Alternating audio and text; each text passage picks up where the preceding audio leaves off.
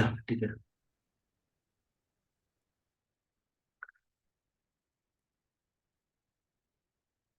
Namaste, good evening. I'm sorry we have to meet after a 3 week gap, but we are meeting on a very, very auspicious day. Today is the inauguration of the Ram Temple, Prana Pratishtha of the lad Lord Rama in Ayodhya. So it's a great moment for Hindus all over the world. It's a great moment for the Indian civilization, culture, and it is a great moment for humanity. And it is a great moment for all the sadhus and mahatmas. And it's a moment of grace. So to celebrate this moment, we will, and to also to tune into the spiritual fervor of this occasion, we will start today's satsang with the playing of Rama Bhujanga Stotram. It is composed by Sri Adi Shankaracharya. He says it is Param Veda Saram. The essential wisdom of the Veda, of the Vedanta, is encapsulated in this shloka, Rama Bhujanga Stotram. We will listen to that. There are also English version transliteration and also with meaning, with proper meaning is available. I can send the link to whoever wants to study that. It's a very beautiful stotra written by Sri Adi Shankara himself. So we will listen to that and then we will go to the class. Okay, complete now.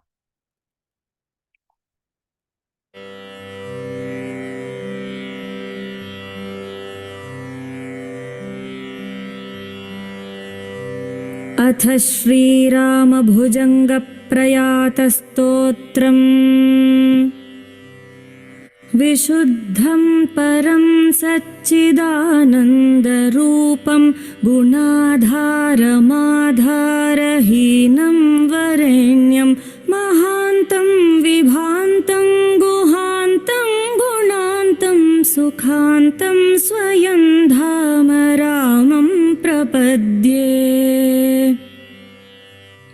शिवं नित्यमेकं विभुं तारकाख्यं सुखाकारमाकारशून्यं सुमान्यं महेशं कलेशं सुरेशं परेशं नरेशं निरीशं महीशं प्रपद्ये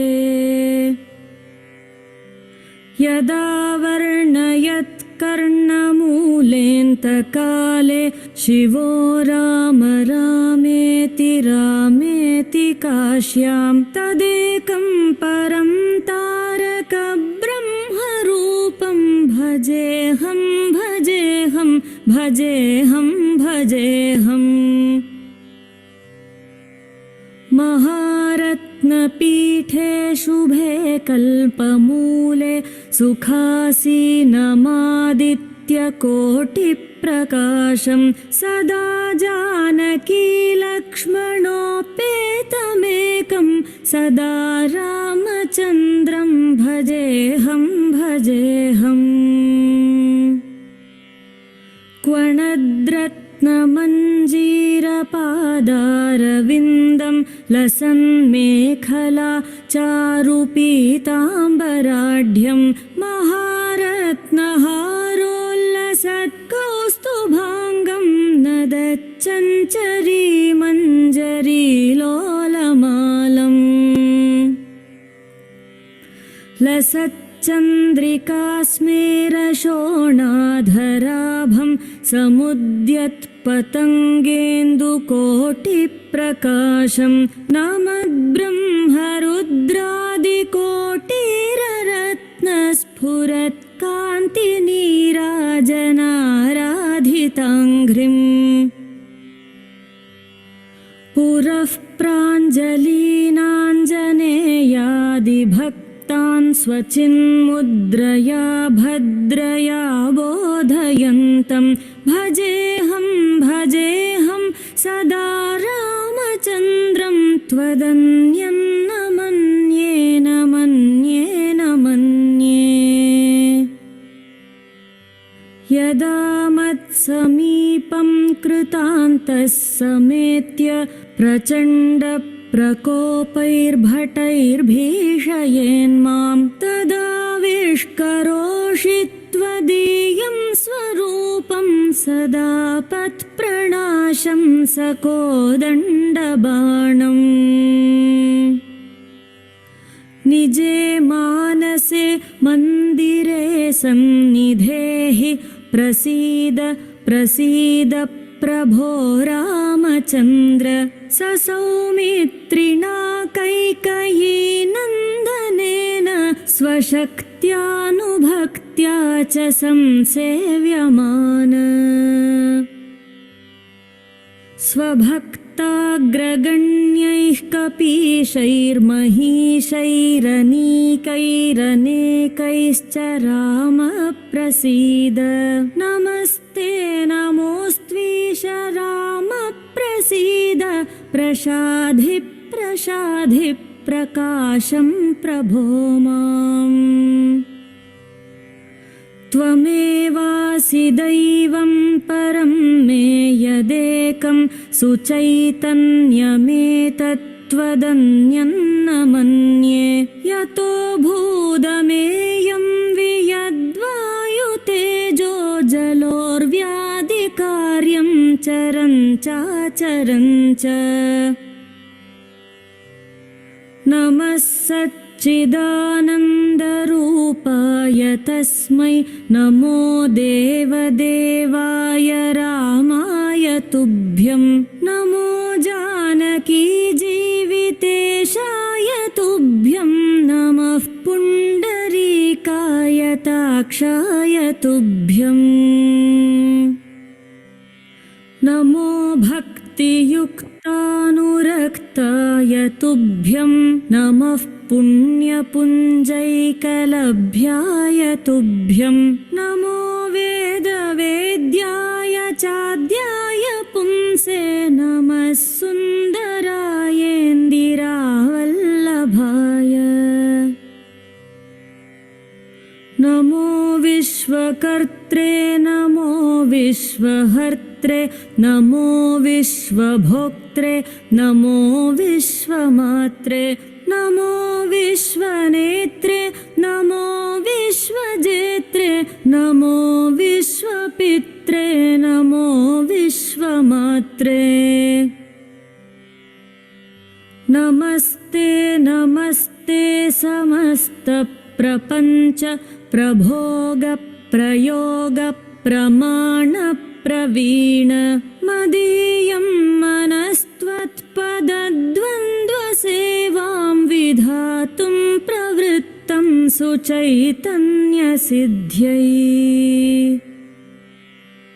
शिलापित्वदङ्घ्रिक्षमासङ्गिरेणु प्रसादाधिचैतन्यमाधत्त राम नरस्त्वत्पदद्वन्द्वसेवा विधानात् सुचैतन्यमेतीति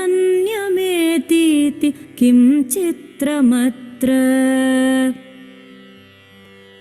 पवित्रं चरित्रं विचित्रं त्वदीयं नराये स्मरन्त्यन्वहं रामचन्द्र भवन्तं भवान्तं भरन्तं भजन्तो लभन्ते कृतान्तं न पश्यन्त्यतोऽन्ते स पुण्यः स गण्यः शरण्यो ममायं नरो वेदयो देवचूडामणिं त्वां सदाकारमेकं चिदानन्दरूपं मनोवागगम्यं परं धाम राम प्रचण्ड प्रताप प्रभावाभिभूत प्रभूतारिवीर प्रभो रामचन्द्र बलन्ते कथं वर्ण्यतेतीव बाल्ये यतो खण्डिचण्डीश कोदण्डदण्डः दशग्रीवमुग्रं सपुत्रं समित्रं सरिद्दुर्गमध्यस्थरक्षो गणेशं भवन्तं विना रामवीरो नरो वासुरो वा मरो वा जयेत्कस्त्रिलोक्यम् त्रैलोक्यम् सदा राम रामेति रामामृतं ते सदा राममानन्दनिष्यन्दकन्दं पिबन्तं नमन्तं सुदन्तं हसन्तं हनुमन्तमन्तर्भजेतं नितान्तम् सदा राम रामेति रामामृतं ते सदा राममानन्दनिष्यन्दकन्दं पिबन्नन्वहं नन्वहं नैव मृत्योर्बिभेमि प्रसादादसादात् तवैव असीता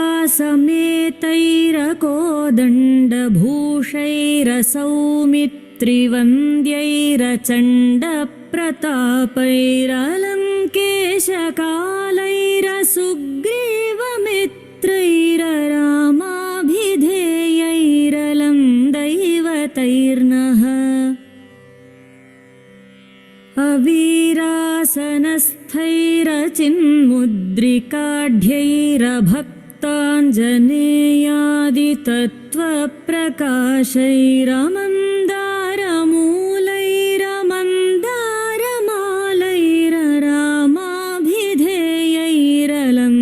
अवीरासनस्थैरचिन्मुद्रिकाढ्यैरभक्ताञ्जनेयादितत्त्वप्रकाशैरमन्दारमूलैरमन्दारमालैररामाभिधेयैरलन्दैवतैर्नः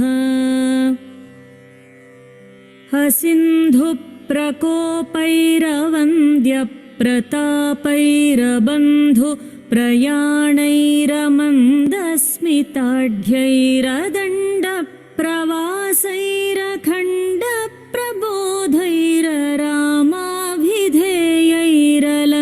प्रयाणैरमन्दस्मिताढ्यैरदण्डप्रवासैरखण्डप्रबोधैररामाभिधेयैरलन्दैवतैर्नः हरे राम सीतापते रावणारे खरारे मुरारे सुरारे परेति लपन्तन्नयन्तं सदा कालमेवं समालोकया शेषबन्धो नमस्ते सुमित्र सुपुत्राभिवन्द्य नमस्ते सदा कैकयीनन्दनेड्य नमस्ते सदा वानराधीशवन्द्य नमस्ते नमस्ते सदा रामचन्द्र प्रसीद प्रसीद प्रचण्ड प्रताप प्रसीद प्रसीद प्रचण्डारिकाल प्रसीद प्रसीद प्रपन्नानुकम्पिन् प्रसीद प्रसीद प्रभो रामचन्द्र भुजङ्गप्रयातं परं वेदसारं मुदा रामचन्द्रस्य भक्त्या च नित्यं पठन् सन्ततं चिन्तयन् स्वान्तरङ्गे स एव स्वयं रामचन्द्रः स धन्यः इति श्रीमच्छङ्करभगवत्पादविरचितं श्रीरामभुजङ्गप्रयातस्तोत्रम् Om.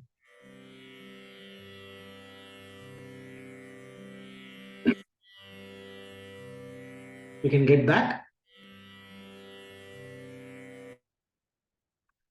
Yeah. Om Shri Rama Jai Rama Jai Jai Rama Shri Rama Jai Rama Jai Jai Rama Shri Rama Jai Rama Jai Jai Rama. Okay. So we will continue the discussion where we left from the last class. First, I answered one question which was about excessive being available for others at the cost of one's own welfare. I addressed that question. Then the next question was supposed to continue this time. Two more questions are there. One about moksha and another one about losing track You start doing something and then you get carried away, or you decide you want to do take a break for 2 minutes, but you then get carried away for a long time. And then while doing something in the middle of the work, you get a value conflict. If this is what I'm going to do, what is the use and all that? The meaningfulness gets questioned. So that is one. Another is about this moksha. So if the person wants to attain moksha, what to do? Should we keep aside some time every day? And in that time, what we should do? Should we read Bhagavad Gita or some chanting, or what are we supposed to do? One elderly person asked that question. So these two questions we will discuss today. And yeah. So the first one about getting distracted or getting carried away. Nowadays, they call this issue as attention deficit disorder. They say then they have this theory about this dopamine deficiency and all that. So that is the approach of psychology, neuropsychology, etc. In yoga and Ayurveda, we will treat it as chitta vikshepa. That is the unsteadiness of the mind, which is also connected with prana. So there are two main ways of handling this. So here what happens is there are two things happening. One is our standard model, chitta, buddhi model. So there are three things here: prana, chitta, buddhi. Prana is the vital energy that is responsible for carrying the mind from one zone to another zone, for activating one type of state of mind instead of another state of mind, for governing the background state of mind, quality of mind. All these are centered on prana. So if the prana alignment is at the right level for the given task, the alignment of our vital energy, force, prana, should be aligned in a way that is conducive for the task at hand. Based on this, there is an entire yoga shastra is there. It's called Swara Yoga.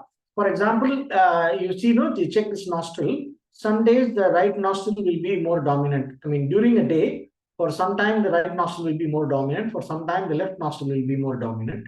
Sometimes both will be equal. And if you watch more carefully, in the right nostril, the angle of the breath will be different. It will be towards right, towards left, towards the top, towards the bottom, and in the center. Similarly for the left. So that subtle observation our ancestors, the yogis and rishis have done. So based on this is called Surya Nadi, this is called Chandra Nadi, right and left. So I think because of the camera, it is showing oppositely. This is my right side. This is my left side. Yeah. So right side is called Surya Nadi. The left side is called Chandra Nadi. Right? Pingala, Ida. Surya, Chandra. Also, the movement of the prana responsible for inhalation is called Chandragati, and the movement of the prana responsible for exhalation is called Suryagati, or Apana and Prana, Chandra Surya.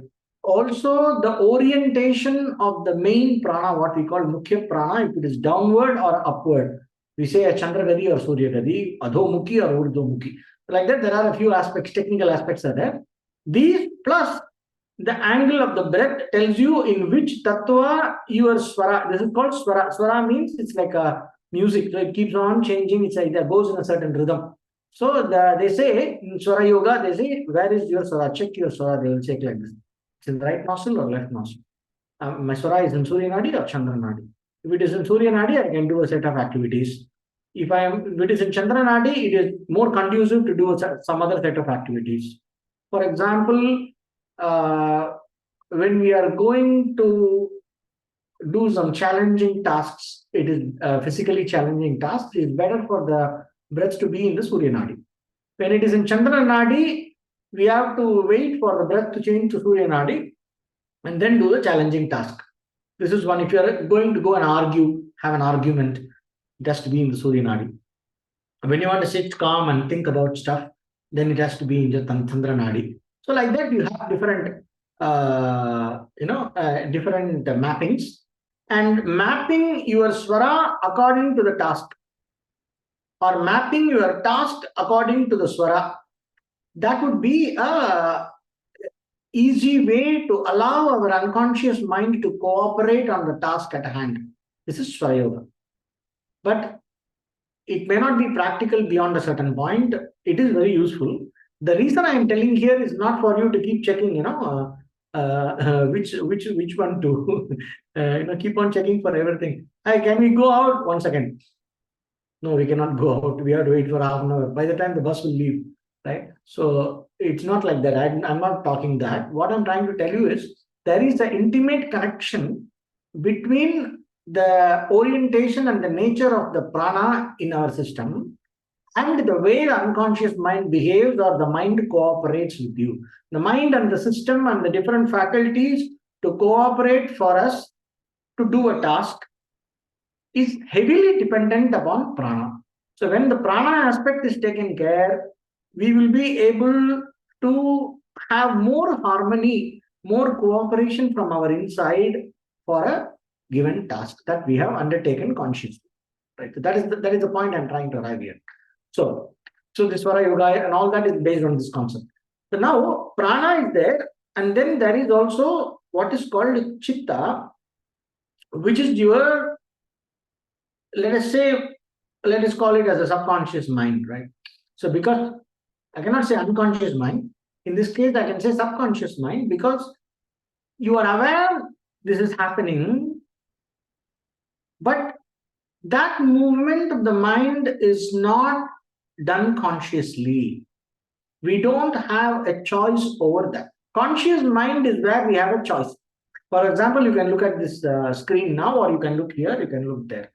Now you are looking at the screen now, and then I am telling podi dosa, halwa. Now you cannot escape the halwa coming to your vision in the mind. The last time you had a halwa, whether it comes in brown color or orange color, we don't know. Or you had a carrot halwa, or like that. All the details keeps coming. Similarly, if I tell you, after the class, wherever you're going to go, then immediately your agenda will come. So now, this is the subconscious mind, where the movement of the mind happens because of a power of habit. So the power of habit takes over, it's predominant in the subconscious movement, in the chitta. So chitta is ruled by the power of habit.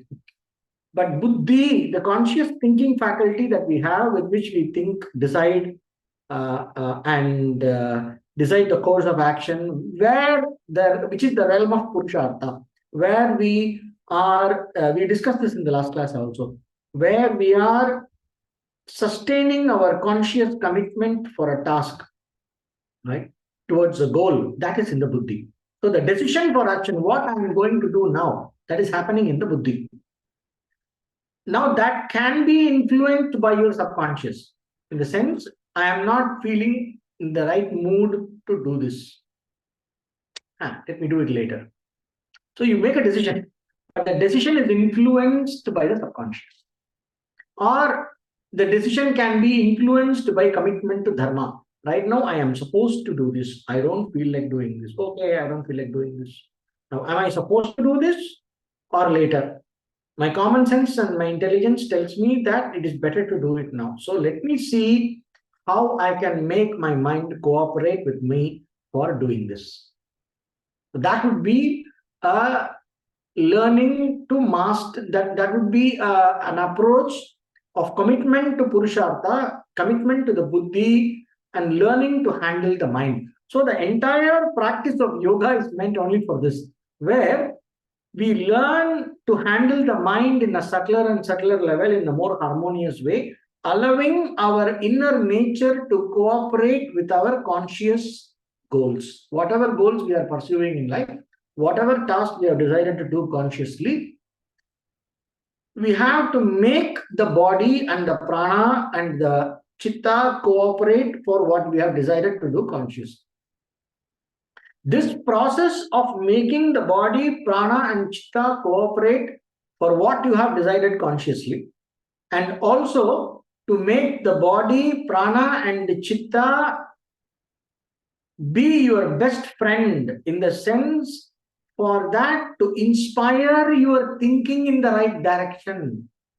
See, Gayatri Mantra, when they do, it says, illumine my intellect, dhiyo yonah prachodayat, right?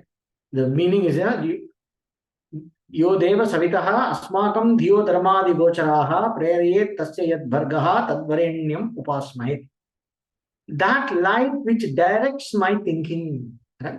So you are invoking the higher intelligence to direct your thinking. That is the prayer. So that my thinking and my actions are directed in the right way. So all my samskaras, my habit patterns, whatever influences that I get from the world, let all that not push me in the direction of action. Rather, let my decision for action be divinely inspired. May it be inspired by the right knowledge, etc. Right? So that's what the practice is for. So the entire training happens in two directions. One is to develop the samskaras inside, so that the conscious thinking is inspired in the right direction. That is first. Along with that, having the right thinking, do I also have the right power or discipline that goes along with the thinking, that empowers the thinking, where I am making the body, prana, and the chitta cooperate with the right direction of thinking and action?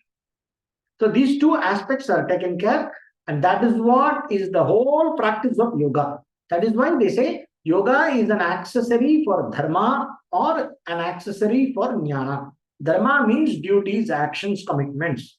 Jnana is knowledge. So if I want to really understand something in the way it should be understood, I need to be available for that means of knowledge. Right? So if I am excessively afraid of ghost, when I see some shadow in a semi-dark area, the possibility for me mistaking that shadow as a ghost is very high. Suppose I have never heard about ghosts, I am completely available for that. Hey, what is that shadow? There's something dark there. What is that? So my mind goes into inquiry mode. It doesn't superimpose a conclusion on that. Right? So the more we are overcome by desire and fear, the more the intellect is hijacked and is not available for a given pramana or a means of knowledge. Even a simple visual, knowledge does not register in the right way, and we project our, our conditioning on what is being on the visual signal that falls in our eye, and the interpretation of the visual data goes according to what we think. Now, I'm talking about the subjective. I'm talking about the subjective way of wrong interpretation. I'm not talking about the common optical illusions. The common optical illusions is because of the way we are hardwired in the brain. So, like, they have these pendulums going, many pendulums going, like this. It makes, one pendulum goes like this, another pendulum goes like in a different frequency, and then it is making that. You have this optical illusion in the internet. You have a lot of, we just put optical illusion, you will get a lot of results showing different kinds of illusion. So I'm not talking about that, which is a hardwired limitation on our interpretation of data.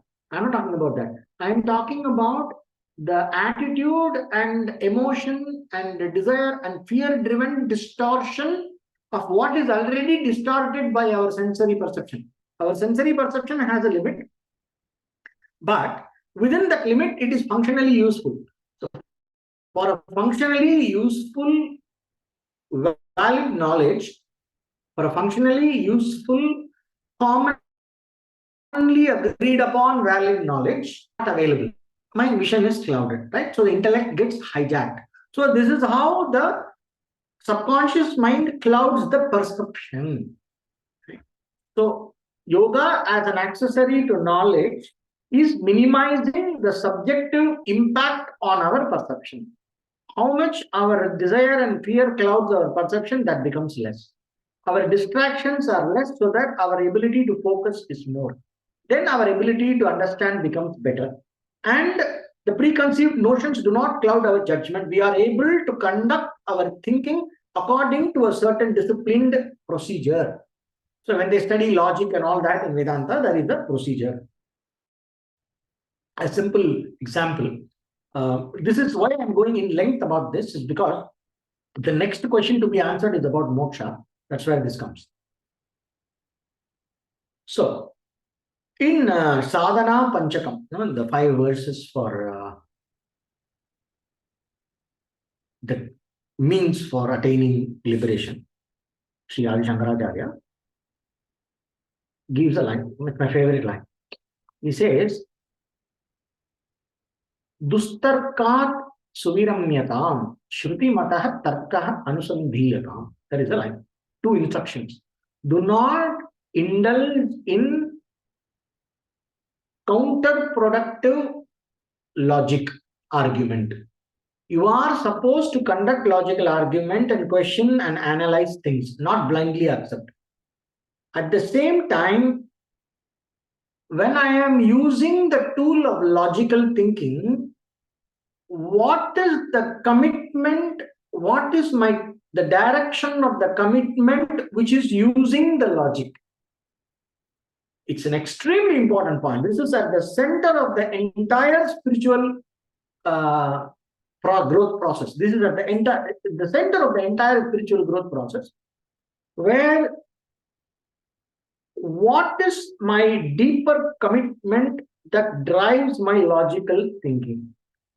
You can see in this TV debates, one guy has one conclusion, he is committed for that. Another guy has another conclusion, opposite, and he's committed for that. Probably after this Ram temple, you will see some debates going on in some channels. If you go to all these leftist channels, the debate is engineered, the arguments are engineered in a particular direction. If you go to the right-wing channels, there are not many, but it's 1 or 2, whatever is there. The debate is driven or engineered and directed in another direction. And very rarely there are some neutral. There is nothing called neutral. Now, are we having a neutral perspective? They say that is nonsense. There is no neutral perspective. It is a perspective that is neutral for the given 2 perspectives, but it is some other 3rd perspective. So if I say that, for example, I am committed to the Indian Constitution, then I am neutral to the different religions. But I am not entirely neutral. I am committed to the Constitution. So I am committed to a certain frame of reference. I am committed to a certain purpose. So similarly, in Shastra, when it comes to the spiritual growth, what am I committed to? So what is the axiom? They say, in philosophy, they say axiom. They define the axioms. And then the axioms are not questioned, and further arguments are going with the axioms as the fundamental, as the platform. So similarly, we have this Vedaic Pramana, for example, Shastra Pramana is there, right? So, Dustarkat Suviramyatam, desist from or keep away from indulging in perverse logic. Perverse logic means arguing for the sake of proving a point that is not in line with the purpose of the teaching. Arguing simply to contradict whatever is being said. Vitandavadam it is called. Or not being committed to a goal, a purushartha, simply creating counter arguments. So logic is only a tool. We can keep on arguing ad nauseam without coming to any useful conclusion. So a person is encouraged to use logic in the right direction that is beneficial for oneself. So Dustarkat Suviramyatam Shruti Mataha Tarkaha Anusandhiyatam. May your argument take the side of the Shruti. Go along with the opinion of the Shruti. Whatever the Shruti here means, the Veda, the Vedanta, the Vedas, the Upanishads, the Shastra, Bhagavad Gita, all of that can be taken. Shruti means all, Shruti, Smriti, Purana, all put together, right? So all the scriptures and the teachings and the traditional wisdom, may your logic take the side of the traditional, whatever is the tradition committed to, may it take the angle and the side of the tradition. May you argue in line with the tradition and not against the tradition. He says, Shruti Shiro Pakshaha Samashriyatam. It's also there another two times he gives this instruction. For example, he says,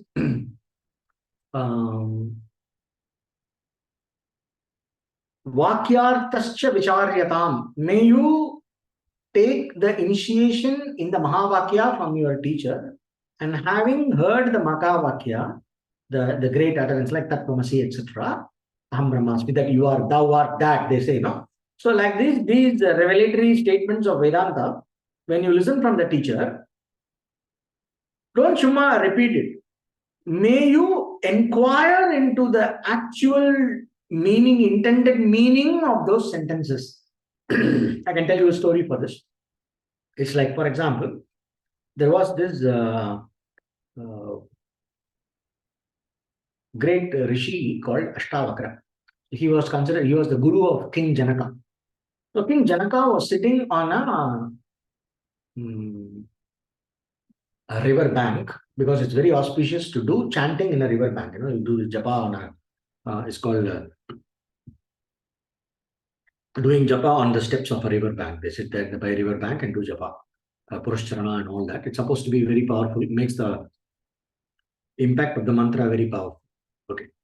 So he sits there, and what is he doing japa? He's not doing Namah Shivaya, Rama Rama, no. He's doing Aham Brahmasmi, Aham Brahmasmi, Aham Brahmasmi, I am Brahman, I am Brahman, I am Brahman. So this story was told to me by my Guruji, Shantananda Guruji. So it's a very nice story. So he's doing that, and then our Ashtavakra, Rishi Ashtavakra, at that time Janaka did not know him apparently.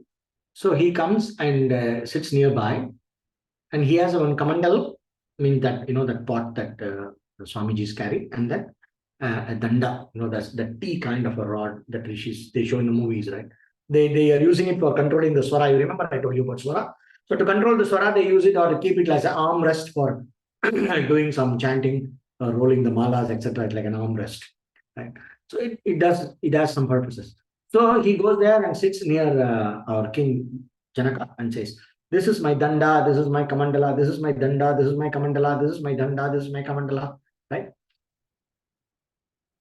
He's doing very concentrated japa, poor guy. And then this sound is irritating him. So he looked at, and then he got up. Okay, he saw there is sound. It looks like some rishi. I don't want to mess with him. If you throw some water and curses me, what happens? So he said, okay, I don't want to mess with him. And so he gets up and goes and sits somewhere else, because out of respect, he goes and sits somewhere else and continues Aham Brahmasmi, Aham Brahmasmi, Aham Brahmasmi. Our Shri Ashtavakra gets up and goes and sits again next to him. This is my kamandala, this is my danda, this is my kamandala, this is my danda, continues repeating. So our king gets annoyed and he said, Maharaj, please, nobody is denying that this is your kamandala or danda. Nobody is saying this is not your kamandala, this is not your danda. Why are you repeating continuously? Then he says, who is denying that you are Brahman, Who is telling you are not Brahman? So why you keep on repeating like a donkey? So why don't you just understand, just be, there is nothing to repeat. You are already Brahman. It is the point to be understood, not to be repeated, he says. Yeah.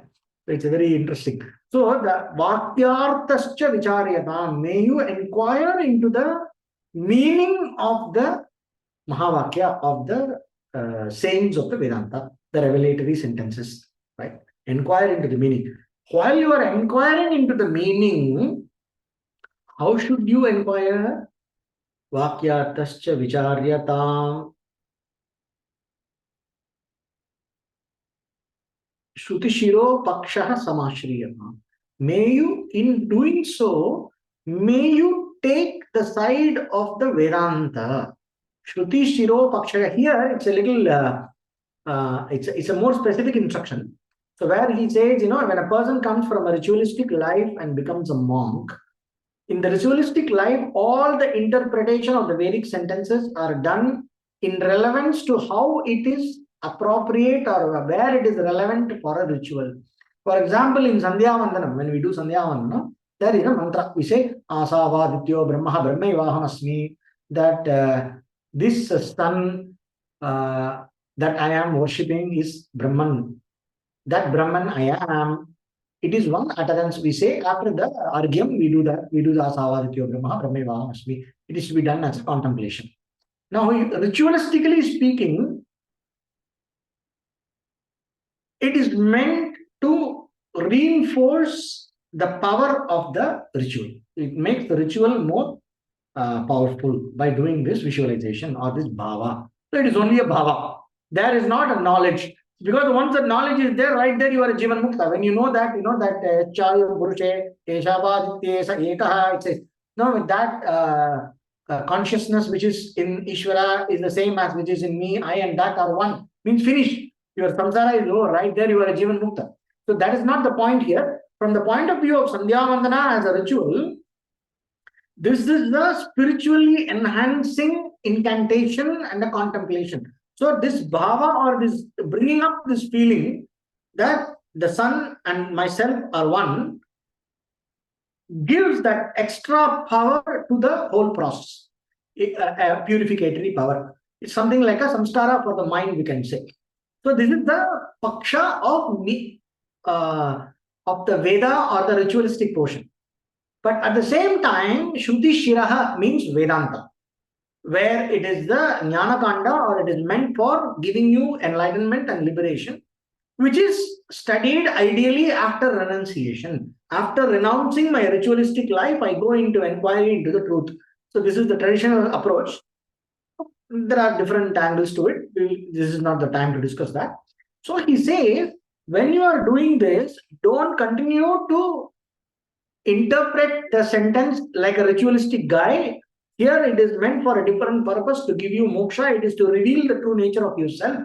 So may you take the side of Vedanta, not the side of the rituals. That is the meaning here. But Shruti Shiro Paksha Samashriyatam. So even for a person who is Astika, Astika means a person who accepts Veda as Pramana, a person who has Pramana Buddhi. I am consciously using all these jargons here so that you will go and Google it and read about it. These are all very important jargons. Pramana Buddhi means a mind that is tuned to the means of knowledge. The mind and the intellect that is available, Pramana Buddhi, intellect that is available for the given means of knowledge. So Veda as a means of knowledge, I am, my Buddhi, my intellect, my thinking process is available to that, which means I am allowing the revealed knowledge to alter my thinking. I am surrendering my intellect. Shraddha means surrender, my Guruji says. Surrendering my intellect. It is not just faith, it's surrender. I completely allow the Mahavakya or this teaching to operate on my whole fundamental way of thinking, operate on my very self-concept, right? So I am allowing the teaching to alter me completely. So that is called surrender. So Shruti Shiro Pakshaha Samashriyatam. Shruti Mataha Tarkaha Anusandhiyanam means I am training my mind in every situation to think according to what is right as revealed by the teaching.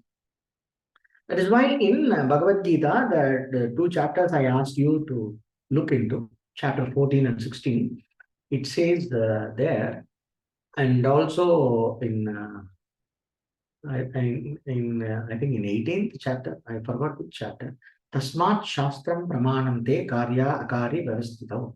So Arjuna, Shastra is the pramana for you regarding what is to be done and what is not to be done. So the spiritual ethics, let's put it there. So there are two levels of ethics, common sense ethics and spiritual ethics. So when it comes to spiritual ethics, there are so many things that are outside the realm of our knowledge, outside the ambit of our knowledge. We can't really arrive at those conclusions simply based on our understanding, because our understanding is completely wrapped around within our desires and fears and personal ambition. So if I am to wake up from this relative little reality to something higher, I need to commit to a certain body of knowledge that is not of the mind. a certain body of knowledge that is inherent in the universe, which is tapped and given to us by our rishis and which we follow as Shastra, right? So now, why I'm telling this is for the purpose of handling this situation where I start something and then I go somewhere else. All this happens because I have not created a samskara for for a kind of a one-pointedness of purpose. There is a lot of conflicting purposes inside in the background, which I have not sat down and addressed.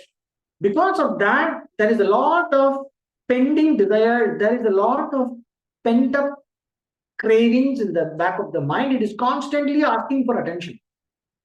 So it requires a lot of introspection to understand them and process them and put them in place. Understand the mind's demand, an inner demand that comes from inside. You feel like doing something. You have to analyze it. You must be able to observe it, analyze it, and reorient it according to the right knowledge. It's a huge process, lifelong process. All the time, you have to keep on doing it. It's not easy at all. But there is no choice. When I understand there is no choice, if I really want to experience happiness and freedom, I have to learn to process the demands that arise from my mind automatically. All these automatic demands that keep popping up in my system, I must know how to process them. And this is called Shama. It's one of the eightfold inner wealth, the Shama Dhamma, they say, right?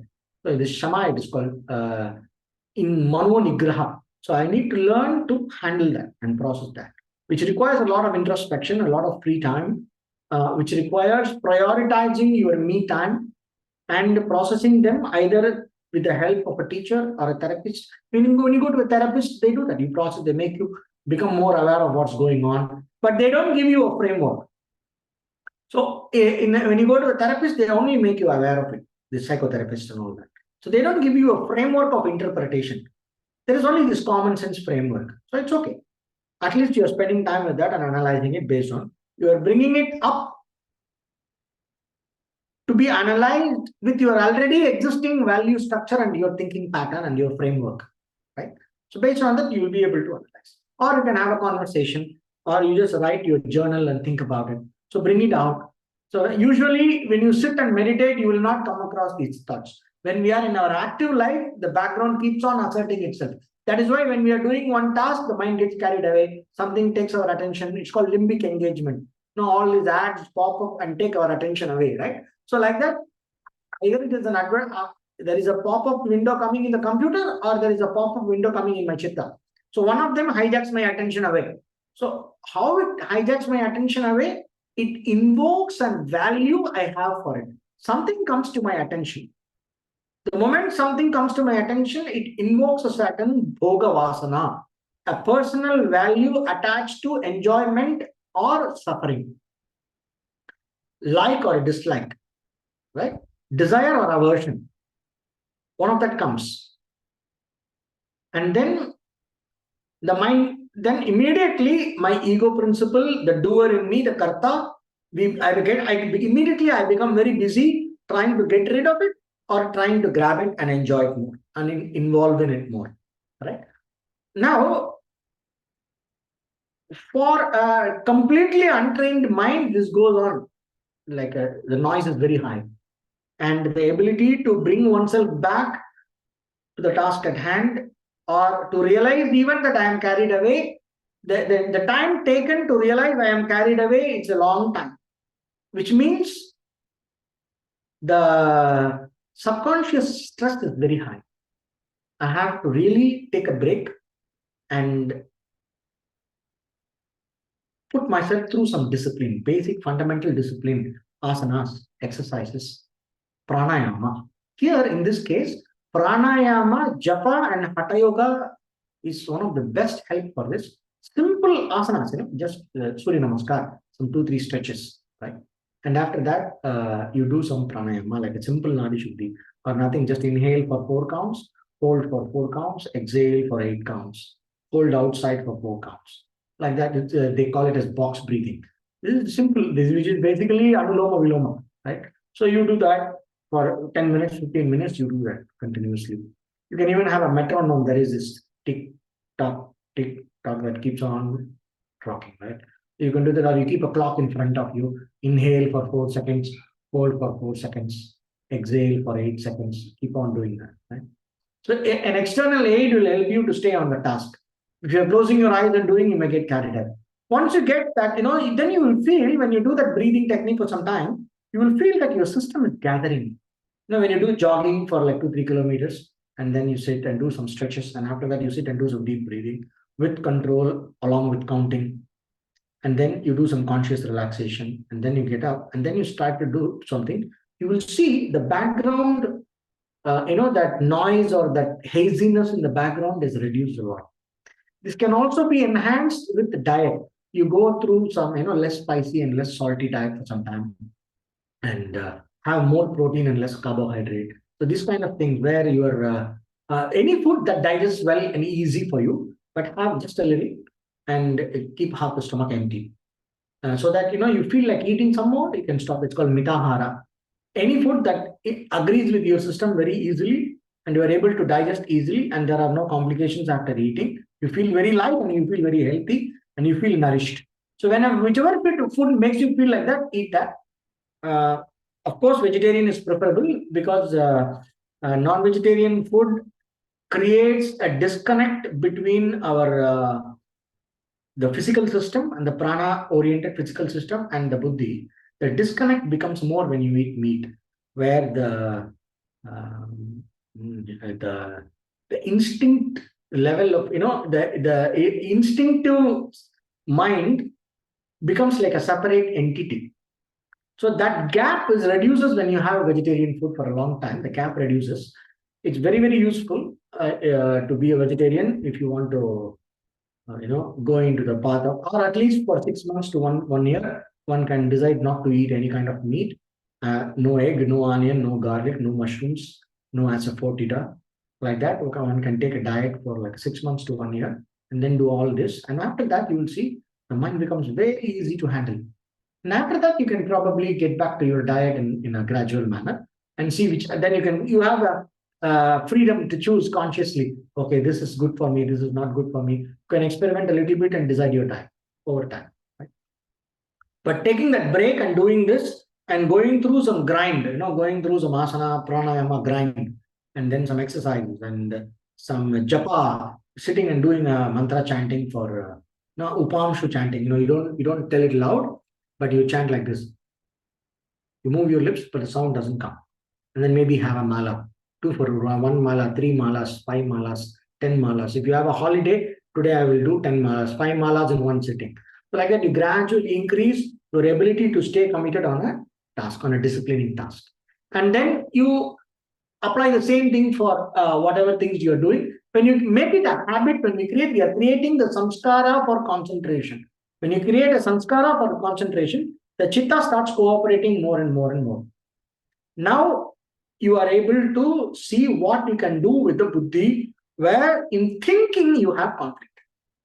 Am I doing the right thing? Am I not doing the right thing? While doing, I get a confusion. What is the point of all this? No. These kind of things happens in 2 ways. When the background mind is not disciplined, it creates a conflict because a lot of inner demands carry away your judgment.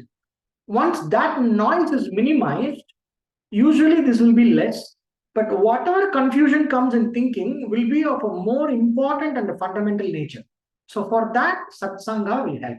A proper study of Shastra, a proper study or understanding of what are my duties, what are my commitments, what are the values that are important for me. So what are my priorities? Some discussions based on that. These things will give you clarity.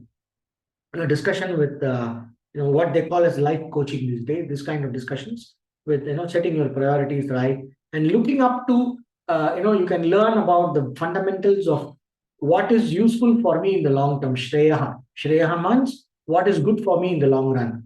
Preyaha means what is very nice immediately. It feels awesome immediately, but after some time it's going to give me health. So all this is called prayer. Oh, it's nice to party. Today night I am the life of the party. I will party until 1 o'clock, 2 o'clock. Prayers. Very nice. Next day morning you have a hangover. The whole next day is spoiled. Then you are not able to spend time with other things that are important. All your tasks are pending. If it keeps on, then the problem keeps on adding. This leads to something else, that leads to something else, goes on. A very simple thing like I want to get up at 5 o'clock and do some asanas and do some stretching and do some breathing and then do some study.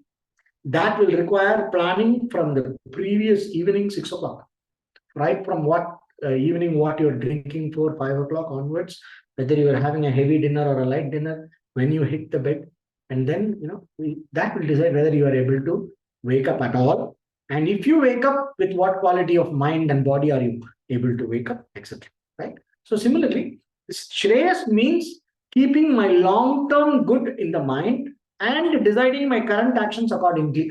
So all our Shastra is meant for Shreyas. It's not meant for making you feel good.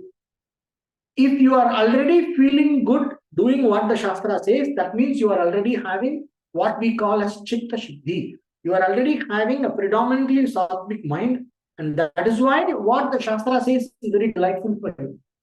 What the Shastra says is absolute hell for a person of tamasic and rajasic mind. You just can't do, because Shastra is meant for helping you cultivate a sattvic mind. So if you have the more tamasic mind I have, the more problem I'll have with Shastra. Simple as that. Right. So you have to do some study. You have to do some study of at least regarding this Dharma related stuff in Bhagavad Gita, Ramayana, all of that. They talk about it. You can listen to numerous discourses are available in internet. Just choose traditional teachers who have a proper sampradaya, not some pop-up gurus who call themselves Sadguru. Instead of these kind of pop-up gurus who are giving their own crazy interpretation, you have to listen to somebody who is studied according to the sampradaya, and then you will know how the Shastra is interpreted correctly. So you will listen to the proper interpretation, which has been passed down in the tradition, in the parampara. The line of interpretation comes from guru to disciple, to disciple to disciple. Everybody will talk. If you listen to one traditional teacher, go somewhere else in the country, somewhere else in the world, and listen to another traditional teacher from the same tradition, the interpretation and the meanings will be almost exactly the same. Almost the same. Little variations here and there, but the fundamental structure of thinking will be the same. Right. So listen to all of that and develop your knowledge and understanding of the deeper aspects of life, like this satsanga that we are having here.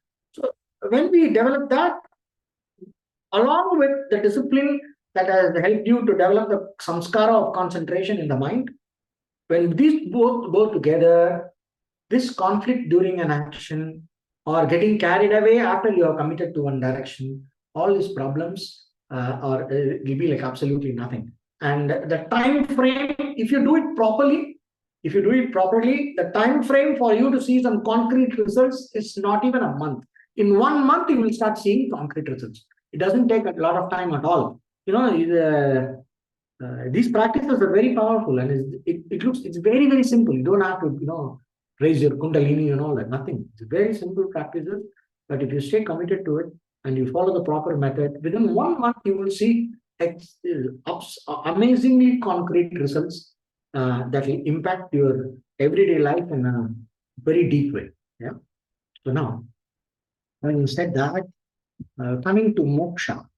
This moksha talk we will have in the next class. I think the time is up. But I will finish on a note. What do you do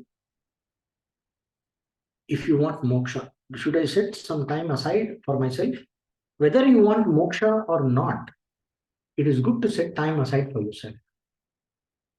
For whatever is naturally delightful for you, it is good to set time aside for that. And to take stock of our values, our thinking, and all that introspection. It is good to not let ourselves be carried away by the current of life. It is good to set time aside for things that are more meaningful for us. You can put it like that. But when you say moksha, I want moksha. The first thing we need to think, I will leave you with this thought. The first thing we need to think is try to remember when you heard about this word moksha. How did you arrive at it?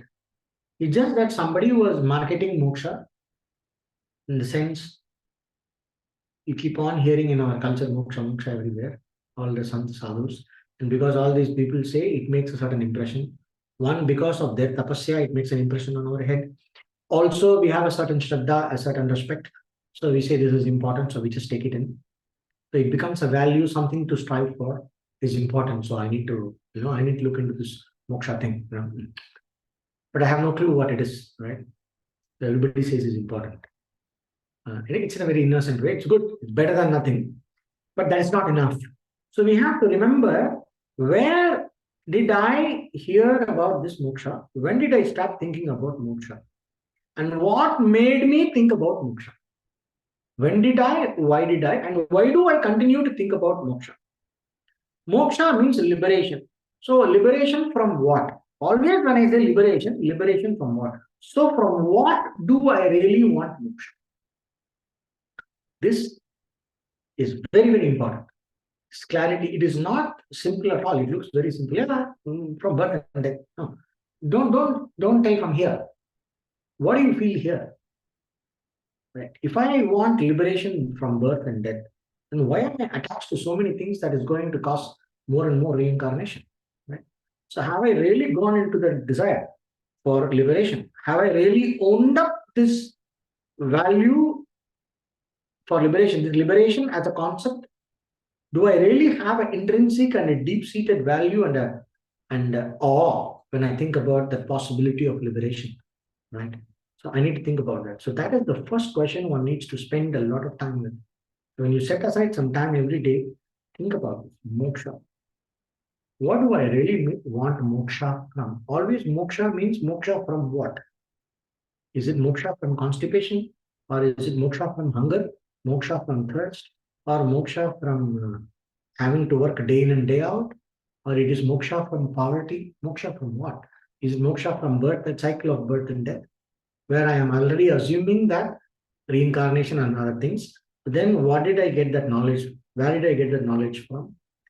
So what is the problem with being reincarnated? What is the problem with being born, growing up and dying, again being born, growing up and dying? What is there a problem at all here? What is the problem? Why I cannot keep on taking birth?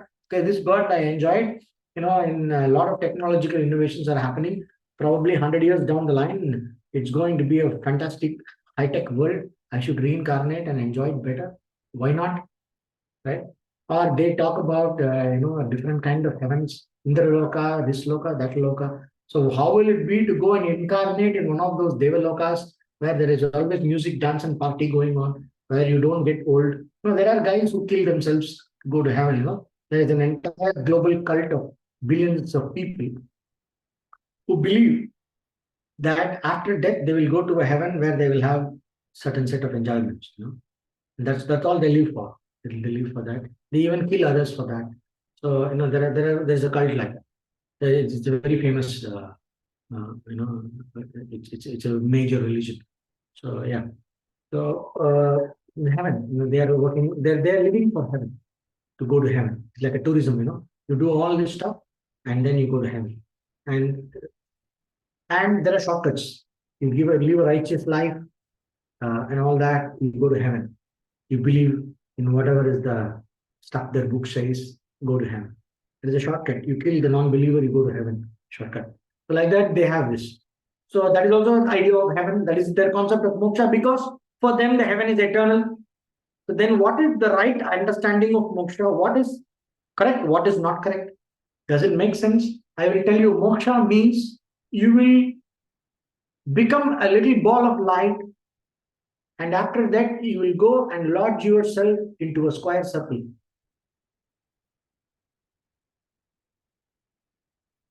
Right? A kid can listen to this, but if you're a thinking person, you can't swallow it. How can, first of all, where is a square circle? It's like, hey, I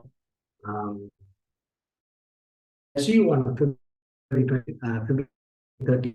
You'll say, because you did not think. And later you go think, oh, February 30th. There is not get it done, right? So that thinking kicks in later. So in a moment of hypnosis, you listen and say yes, yes, yes. So like that, a lot of ideas might have gone into our head under the label called moksha. So what is this idea that you have been hypnotized about? You have to think about it and see really if it makes sense, first based on common sense, and then we can do a scriptural analysis on that. Whether it makes sense according to the scripture comes later. Further, does it make sense according to common sense? That much analysis each person can do. We are all educated. We have some basic thinking. So do that. That is the first thing we have to do for moksha. So what is this moksha thing all about? And why am I interested in that? What is the problem from which I want moksha? Yeah. So with that note, I will conclude today's session. And until I answer this question, you can prepare your questions. And after I answer this moksha question, probably in the next class, you can give me your other questions, and I will, based on that, I will proceed our discussion. Om Purnamada Purnamidam Purna Purnamudachyate Purnasya Purnamadaya Purnamevavasishyate. Om Shanti Shanti Shanti. Om Tat Sat. Thank you.